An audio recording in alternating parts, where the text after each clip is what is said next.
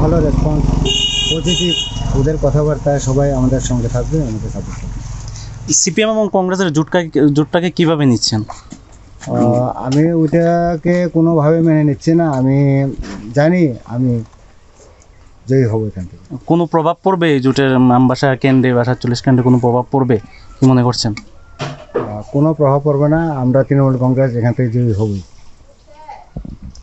কিসের ভিত্তি কইরা সেটা আপনারা প্রচারে নামতেছেন?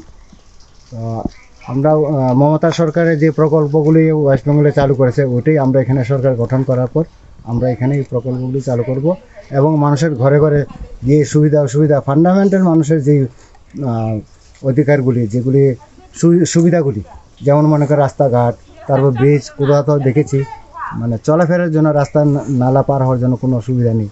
তো খুব অসুবিধায় ভুগতেছেন।